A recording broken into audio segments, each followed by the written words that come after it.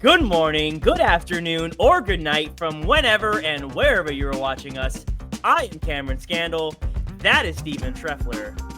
And we are the Sound. We thank you so much for joining us today, folks. We are happy to see you here this week, as we did not get to see you last week. Steve and I are referring to it as the unfortunate incident. Just some technical errors and things that we couldn't control. We would rather give you the best sports content than giving you mediocre sports content. So we just decided it was best to release what we had and make it better this week. And folks, let me tell you something. Today, it's a good show. We got a lot of good stuff. We got a lot of good material. We got a good mix, NFL, NBA, as I drop my phone, and a whole lot of sound. So, folks, without further ado, before we get going, we do have a quick thing to mention. Sort of an unfortunate thing to mention. Tuesday night, came out that Damian Lillard has been diagnosed with deep vein thrombosis in his right calf, resulting as a blood clot. He is currently on blood thinning medication, and the Bucks have a cautious optimism as he works back to healthy and safe play. Steve, we just put our predictions out last week, but certainly this definitely hurts the Bucks' chances going forward. Yeah, I mean, it kind of changes the landscape of the East, and it kind of changes the hierarchy of teams that are considered contenders. So definitely sad. Wanted to see what the Bucks could do in the East this year, but unfortunately, without Dame, I'm not really sure what their chances are. Yeah, I mean, first and foremost, we wish Dame speedy recovery. We hope everything works out well for him and he gets back on the court as soon as possible. Also, with that being said, though, I'm sticking with my pick. I'm not changing, not backing down. Go Bucks all the way. So yeah, thing to mention: Dame having deep vein thrombosis. Unfortunate. But on that note, let's get around to our first topic of the day. Moving on to our first topic, it is everybody's favorite segment, Soundbite.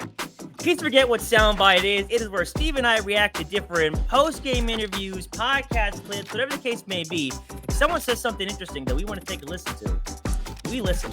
So today, as of recording today, LeBron appeared on the Pat McAfee show talking about his relationship with Michael Jordan and how it is maybe they're not as close as maybe people think or think they should be. Jordan being, as LeBron puts it, still the ultimate competitor, kind of not wanting to talk until LeBron's career is over. Steve and I feel some type of way about this, which we will get into, but let's take a listen first to LeBron talking about his relationship with Michael Jordan. Who, me and Michael? Jordan? Yeah, we're in a good spot. We don't talk. Why not, you think? Because I'm still playing. I'm still focused on my craft right now. When you're done, you think you two will be the only two that can have a conversation? I hope so. You know, the funny thing is, me and Kobe, besides our, the late great Kobe, obviously, me and Kobe never had a real relationship either. And until I became a Laker, and then he retired, that's when our relationship became really, really good. Yeah. He welcomed me, called me bro, anything you need in LA, I got you. You're a Laker now, you family. And MJ's. We all know MJ. Even if you don't know him personally, he's one of the most ruthless competitors there is.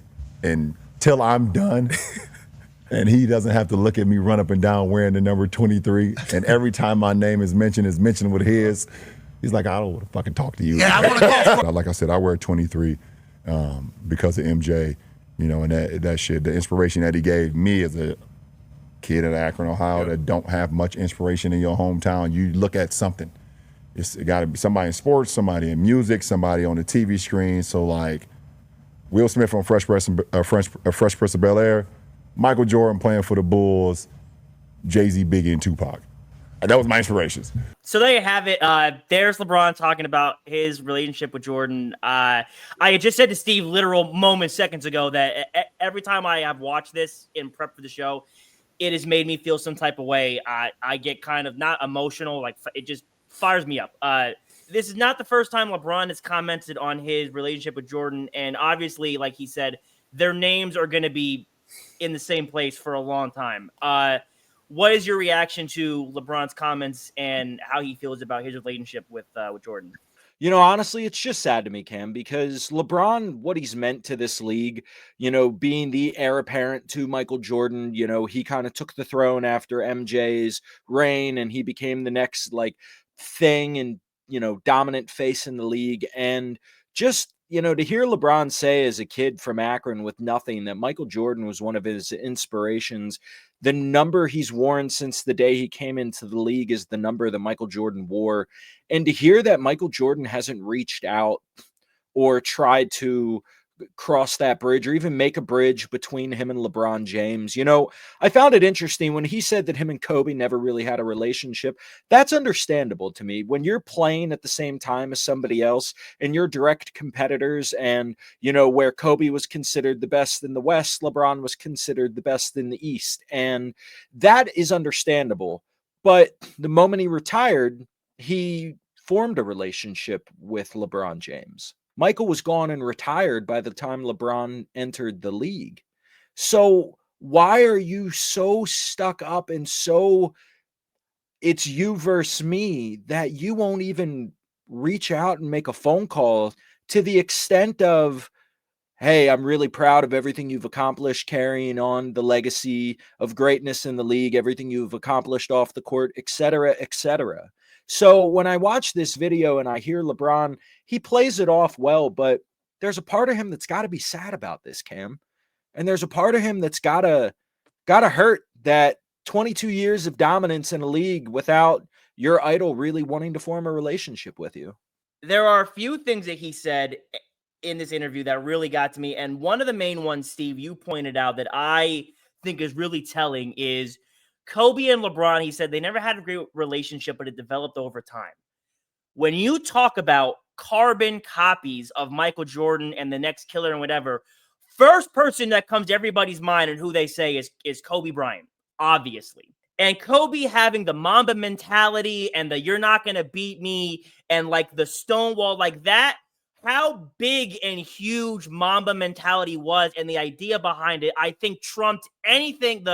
That trumped the Jordan, I take that personally thing, because it was just a different animal within itself that Kobe was in that ideology that he had. The moment basketball ended, Kobe, like LeBron said, embraced him. When he became a Laker, he said, let me know what they can do for you. When LeBron passed him in the all-time scoring list, Kobe said, keep it going. I was never a huge Kobe guy. I was not necessarily anti-Kobe, but I was definitely not supporting Kobe on his journey either. But one thing I do respect about Kobe a lot, and something I didn't realize he was so in tune with as I got older and as he got older, was he can separate that things are bigger than basketball. Just like LeBron can, just like all these other current major athletes can. There are things in this life that are bigger than basketball. LeBron James had mentioned that not only was Michael Jordan his basketball idol, but he was looking for other prominent African Americans to look up to and idolize to show that they can make a difference, they can have an impact, someone he can look up to in his own sense and in his own world, right? And for him to want to have that relationship, it is not just like we see with Luka and LeBron, where that's my basketball idol, I want to be, a part of you in a sense. Jordan meant more than basketball to LeBron, and he can't even give him the time of day because Jordan is a fragile, egotistical baby that God forbid you mention anything above him in the same sentence. I think we all know people, and I think everyone has a little bit of this in themselves as well, where when you are talking to someone or you are hearing a story about, maybe someone is doing something or was a part of something that you wanted to do or see or achieve, whatever the case may be, you do feel a little twang of, I want that to be me. But you don't show it. You're supportive. It's just kind of a part of life as you go on. Jordan thinks he is above feeling those emotions and can just say, I don't have to deal with anyone who comes into contact with me in that area. I can just shut it off. LeBron talked about how they met up at the 75 anniversary and how they had talked and exchanged words and stuff. And that he said that Jordan didn't come up to him. He said it was out of respect. I don't think it was out of respect. I think LeBron being LeBron is being nice and saying that. What I think Jordan did by going up to him was not out of respect. It was out of obligation. You can't be in a place like that with eyes on you of that magnitude and not go talk to LeBron James.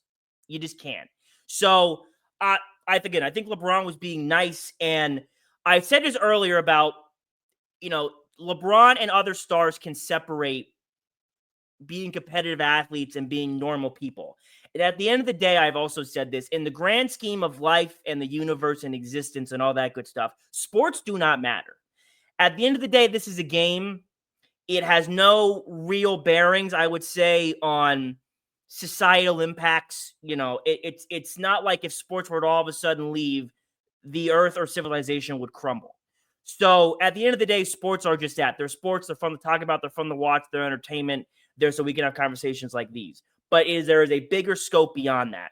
So LeBron and Steph, when they were having their rivalry in the 2010s, while intense as that was, at the end of the day, LeBron and Steph are good buddies and respect each other and want to play together because they realize that it is not just about I have to beat you. We are competitive athletes. When you look back at these other all-time great athletes who have good relationships with their teams, like I've seen videos of Kevin Garnett going to Nets and Timberwolves and Celtics practices and helping out those guys get better at their skills. I've seen that with Blake Griffin as well. You've seen Dirk trying to help Luka and mentor him into being the next big thing. Udonis Haslem has a lot of prominence still within the Miami organization. These other athletes can recognize that the game of basketball and the future of the sport is bigger than themselves. Michael Jordan, that's not even in his stratosphere. I just feel bad, Steve, for LeBron because like you had said, and like I had said, that was his idol forever. He said he wears 23 because of Jordan. He wants nothing more than to have this good rapport relationship like he does with everybody else. But because Jordan can't separate reality from this make-believe land of basketball, it just sucks that LeBron has to have that kind of treatment. One thing you said that I've been thinking about as you were talking was the fact that there are other players currently and who previously, more recently have retired that still are willing to help out the organizations that they previously played on. But even looking at some larger, like more of a macro example of that, when LeBron passed Kareem was courtside and he handed him the ball. Right now, Ovechkin is on the track for breaking Gretzky's record. Gretzky has gone to multiple games that Ovi is playing in. He's not sitting there pouting about the fact that somebody might break his record. He's not pouting about the fact of, another player potentially outshining him in an area of their career. And one thing that you had mentioned that I also just thought about was, what has Michael done for the Bulls since he left that organization? Not even just LeBron James, but what has he done to help out the organization that essentially gave him everything? It's just sad to see Michael Jordan as such a selfish person. And that's the best word that I have to describe it is he's just selfish. LeBron is going to lead the game of basketball better than when he found it. I agree. Michael Jordan couldn't care less about the game or what it comes to the moment he retired. Enough said. Moving on to our second topic. A couple weeks ago, the New York Jets officially released Aaron Rodgers. It seems like he's going to go to the Steelers, although no official word has been said. Almost went to the Giants, but now they are having Jameis Winston and Russell Wilson man their quarterback locker room, which is a choice, I guess. So now Aaron Rodgers' future sort of uneasy and definitely weird. Steve, at this point, what is your reaction to Aaron Rodgers' situation and his kind of weird offseason thus far? Honestly, Cam, I wish he would go home. I honestly wish he would just retire. Yeah. And the reason for that is I truthfully don't think he's a good enough quarterback to start in the league anymore. Ever since Aaron Rodgers went to the Jets, there have been a lot of people that have just been talking about Aaron Rodgers as if we were still in 2011, right? So when you look at quarterbacks that are over the age of 40 and how they've done in NFL history, there have been 15 quarterbacks that have played seasons after the age of 40. If your name is not Tom Brady, playing past 40 does not really look too great for you. Tom Brady is 68-30 in the regular season past 40. The second one is Brett Favre. He's 17-12. Drew Brees is 17-6. Then you have Vinny Testaverde at 10-22. Warren Moon at 15-18. Matt Hasselbeck at 5-3. Doug Flutie at 3-3. And then you got Aaron Rodgers at 6-12. He unfortunately tore his Achilles his first play with the Jets. And then last season, they went 5-12. Aaron Rodgers, reportedly from Yahoo Sports, who got a source close to the conversation with Aaron Rodgers and the Steelers, said that he's looking for something in the vicinity of 2 years, $90 million with 40 fully guaranteed. Whatever world we're living in where Aaron Rodgers is deserving of $45 million a year, all you need to do is look at history and see how it's played out for other quarterbacks that I think few of them are probably higher on the list all time than Aaron Rodgers. And other than Tom Brady, we have not seen success, especially in the playoffs. I mean, Brett Favre had the Minnesota Vikings to the, I think, NFC conference, AFC or NFC conference championship game, one of his 40 years. But like outside of him and Tom Brady and those two fine examples, I can't name you any quarterbacks who had postseason success after the age of 40. If you're a team like the Steelers who's considering bringing on an Aaron Rodgers, why would you want to do that when you're trying to contend? TJ Watt's window is closing. You just went out and got DK Metcalf. You have George Pickens and Pat Freiermuth, an established offensive line. Mike Tomlin, a veteran coach. Why would you want to bring in a guy who's already proven for the last 10 years that he can't get the job done? So, Cam, to me, Aaron Rodgers needs to retire. There is no other area for him other than his couch with a beer in one hand and his mushrooms in the other. Yeah, I agree. I don't understand. It is like we have all suddenly forgotten the world we live in and what Aaron Rodgers has done the last few seasons and what it is he brings to your team.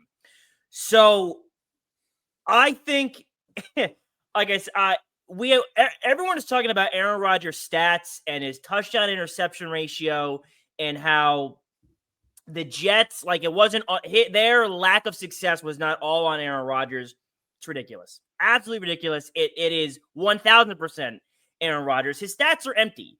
And like I said, my main thing is I don't understand why we are all of a sudden acting like Aaron Rodgers is not Aaron Rodgers. We have just all coincidentally forgotten the things he had said and done and been a part of and the headlines we had all heard for the last few years. So just to name a few, let's start in 2021 where he announced, I'm not going to mentor Jordan Love because I'm too good for that and I'm not somebody's babysitter. I'm also going to be leaving soon. And also, you know this COVID thing that's going around? I'm not getting the vaccine because I am self-immunized. 2022, his last year on the Packers, he starts promoting 9/11 conspiracy theories amongst his teammates and is saying how we should not, or not we, his teammates should not be subscribing to things they hear in the media about 9/11-esque, I will say, situations. 2023, his first year with the Jets, immediately fails that first game, which we all remember. In the offseason, I don't know if we remember, he was just not showing up to things. That was when he was doing the darkness retreat as I almost fall backwards in my chair. He had announced that the Jets were going to go to the Super Bowl. And there was a lot of unease on if Aaron Rodgers was actually going to continue to play football and quarterback for the Jets that season. And then we never really heard from him much after that because then he got hurt and was going to other countries doing drugs. Then in 2024, he starts a feud with Jimmy Kimmel, saying that, or I shouldn't say starts, he reignites a feud with Jimmy Kimmel, talking that he as in Jimmy was on the Epstein Island and friends with Jeffrey Epstein, and when the list comes out, he should be getting worried and prepared and all that stuff until Jimmy Kimmel had to literally threaten legal action to get him to stop. So I don't know if you remember that happening or not, but it did. He then appeared on a conspiracy theory podcast promoting that COVID and AIDS were created by big medical companies for nothing but profit. Then he starts missing mini camps. That's when the whole coaching, like Robert Saleh was terrible, was fired in like, I don't know, 2 months. And then he's like, hey, remember Nathaniel Hackett, who everyone said shouldn't be an NFL head coach anymore? Let's bring him onto the team and have him coach. That was all Aaron Rodgers. He orchestrated what everyone says about LeBron making GM moves and decisions. Aaron Rodgers legitimately did, and it blew up in his face immediately. Also forcing the Jets to sign his 48-year-old friends who were not any good in the league when they were then signed to the team. And how can we forget just this year, 2025, or excuse me, just this past election cycle, Aaron Rodgers legitimately considered running for vice president with RFK. There were discussions on if Aaron Rodgers was going to continue playing football or make a vice presidential run. And now everyone is saying, yo, Aaron Rodgers in Steel City might be a Super Bowl.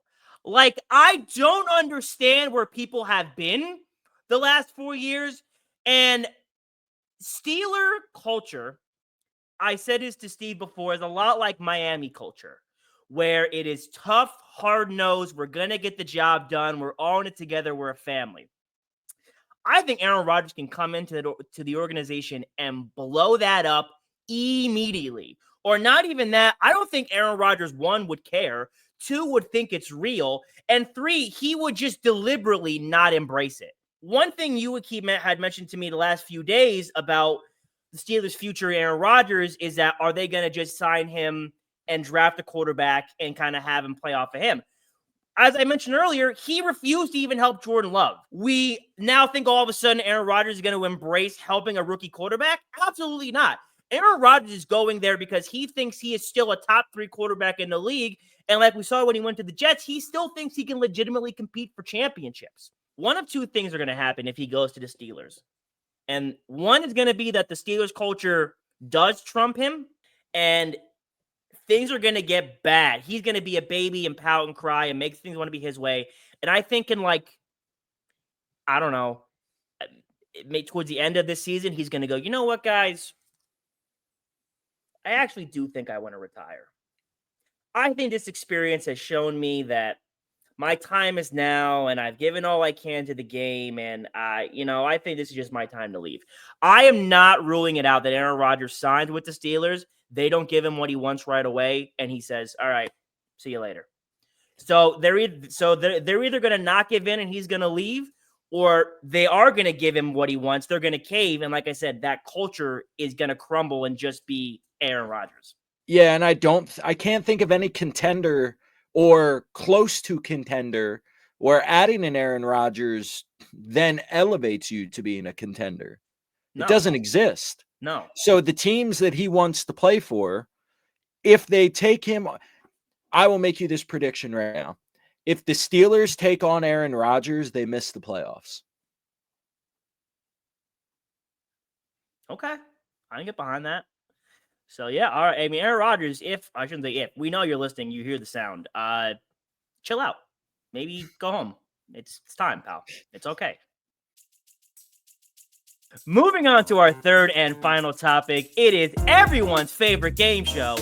Who is that? Who is that is a game where Steve and I try to guess the NBA or NFL player in 5 clues or less. The less clues it takes, the better. It is Steve's turn to give the clues to me this time. We had an all-time Who is that last time. It was a real good one. Some would say maybe the best ever. Steve, I'm ready to guess. Are you ready to give the clues and play Who is that? Let's go. All right. Clue number 1. I averaged 21, 10, and 2 over my 17-year career. 21, 10, and 2 over a 17-year career. So it's very obviously a big man. 17 years, decent amount. 21's not super high, but it's not nothing. 2 assists is not a lot. So obviously he's not passing 21, 10, and 2. 17 years. Dirk? No, good guess. Clue number 2. In those 17 years, I made 11 All-Stars and 7 All-NBA teams, with 3 All-NBA defense teams. KG? No. Good guess, though. Clue 3. I am a Jamaican-born player who was drafted number 1 in 1985. 1985. Yes. Okay, so Jamaican. So it's all right. 17 years, 21, 10, and 2. What? How many All-Stars? 17 or how many? He made 11 All-Stars with 7 All-NBA teams and 3 All-NBA defense teams. Okay, 11 All-Stars, 7 All-NBA teams. Okay, so 11 All-Stars out of 17 years. So this guy was at least pretty good for a while of it, but not super good if he's only getting 3 All-NBA teams? No, he had 7 All-NBA teams. 7 All-NBA teams, 3 All-NBA defense. So 7 All-NBA teams. I'm guessing the majority of them are second and third. He might have like 1 or 2. He is 1 first. The rest are second teams. This checks out. So a lot of his All-Stars probably were not All-Star starters. And again, if they were, they're probably sprinkled in here and there. 1985, so 17 years. So this guy retired in 2002. So the prime of his career would have been, just say, early 90s, late 80s. You're like describing this guy. Who? I just can't think of a center. I don't even have a guess of a Jamaican center. Okay, 21, 10, 2, 85. I think this is going to be too early for this person, but I just want to get to the next clue. Patrick Ewing? It is Patrick Ewing. Let's go! Yeah, that was such a throwaway guess! Yo! Oh! Yep. Oh! It was definitely Patrick Ewing. Wow! I thought 85 was going to be too soon. Or too late. Wow. So clue 4 was going to be, I was one of the most imposing defenders in NCAA history during my time as a Hoya, where I averaged over 3 blocks per game all 4 years I played. Clue 5 was, he played for the Knicks, and if you can't get it with this, I can't help you. Yeah, clue 5 would have gave it to me. Clue 4, Georgetown would have definitely helped me a lot. My first guess was Mutombo, but I thought 21 points was too high for him. I'm thinking he averages like in the 17-18 range for his career. But Dirk and KG honestly were good but KG had way more All-NBA defense. So yeah, KG was also another one where it was kind of like it just came to me and I went with it. But I thought Dirk was a good guess. Yeah, that was a good one. That was a real good one. When you say 85, I'm like, man, I'm gonna have to start thinking. But he was born in Kingston, Jamaica. I didn't know that. I did not know he was. Yeah, I didn't know he was from Jamaica. But yeah, after you said the name, I really was hitting it on the head of describing him. Yeah, you were. Early 90s, probably not the best player. Like a second team, third team. Yeah. As you started going, I was like, yeah. That was a good one. Well, hey, we hope you all enjoyed this round of Who Is That, and of course, let us know of good people that you think we should guess. Maybe one day we'll switch over to NFL. Might happen someday. But great guess, great round. This has been another very successful episode of Who Is That? And that's gonna do it for us today, guys. What a fantastic show. Excellent content. Steve literally just said before we started doing this, we needed a good bounce back after the unfortunate incident yesterday. But we hope you all enjoyed today's episode. We hope you all learned a little something. As usual, make sure you give our Instagram page @thesound_YT a like and a follow to stay updated there. Like and subscribe to our channel here at The Sound. And folks, always remember, you are ever in need of intelligent and cogent sports analysis, we will always have you covered. Thank you so much for joining us today, folks. We hope you have a great rest of your day or night. Stay cool, stay safe, take care. We'll see you next time. Listen to the sound. I listen to the sound.